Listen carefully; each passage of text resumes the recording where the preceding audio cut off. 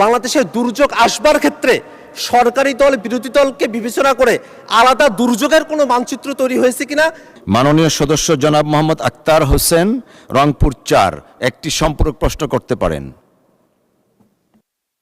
ধন্যবাদ মাননীয় স্পিকার। দুর্যোগের বিষয়ে প্রশ্নটা করব মাননীয় দুর্যোগ ব্যবস্থাপনা এবং ত্রাণ মন্ত্রণালয়ের মাননীয় মন্ত্রীর কাছ থেকে আমরা একটা জানবার বিষয় আছে। আসলে কি আমাদের বাংলাদেশের যে দুর্যোগের যে ম্যাপ সেটা থেকে কোনো ধরনের পরিবর্তন এসেছে? কারণ আমরা দেখলাম যে দুর্যোগ মন্ত্রণালয় থেকে বরাদ্দ করা হলো, সে বরাদ্দটা 30 এপ্রিলে হয়েছে, সেটা শুধুমাত্র সরকারি দলের যারা আসন প্রাপ্ত হয়েছেন তাদের আসনগুলোতে শুধু বরাদ্দটা দেওয়া হয়েছে, বিরোধী দলের যারা আছেন তাদের কারোতে বরাদ্দটাগুলো দেওয়া হয় নাই। যদি এরকমটা হয়ে থাকে যে বাংলাদেশের আসলে দুর্যোগগুলো যখন আসবে তখন শুধু সরকারি দলের যে আসনগুলো আছে সেখানেই দুর্যোগগুলো আসবে, বিরোধী দলের যে আসনগুলো আছে সেখানে দুর্যোগগুলো আসবে না, তাহলে হয়তো একভাবে হতে পারতো। কিন্তু দুর্যোগগুলো যখন আসে মাননীয় মন্ত্রী মহোদয়, তখন কিন্তু আপনার আসনেও আসে, তখন আমাদের আসনগুলোতেও এই দুর্যোগগুলো আসে, তখন কিন্তু আমরা সবাই কিন্তু সাফারার হই। এবং এই যে বরাদ্দগুলো আসে এটা কিন্তু সরকারি দল বিরোধী দল এই বিভাজন করে এই দুর্যোগগুলো আসে না।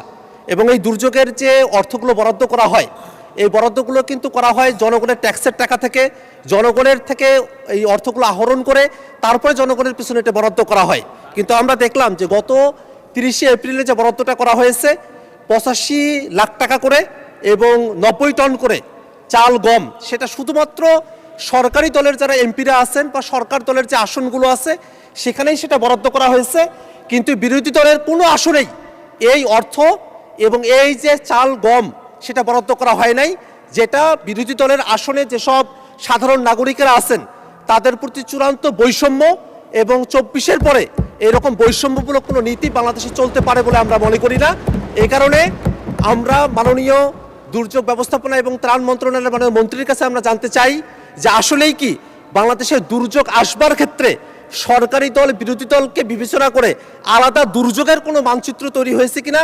যদি না হয়ে থাকে এই দুর্যোগগুলোকে মোকাবেলা করবার জন্য যে সরকারের তরফ থেকে বরাদ্দগুলো দেওয়া হয় সেই ক্ষেত্রটাতে বৈষম্য দূরীকরণের ক্ষেত্রে দৃশ্যমান কোনো পদক্ষেপ গ্রহণ করা হবে কিনা, এবং কবে নাগাদ বিরোধী দলের যারা আমরা বঞ্চিত হয়েছি, আমাদের আসনের মানুষেরা বঞ্চিত হয়েছে, এই বঞ্চিত মানুষদের বঞ্চনা ঘুচাবার জন্য দুর্যোগ ব্যবস্থাপনা এবং ত্রাণ মন্ত্রণালয় থেকে সমতা ভিত্তিক বৈষম্য দূরীকরণমূলক উদ্যোগ গ্রহণ করা হবে এবং সেটা আসলে দেশের জন্য উপকার হবে।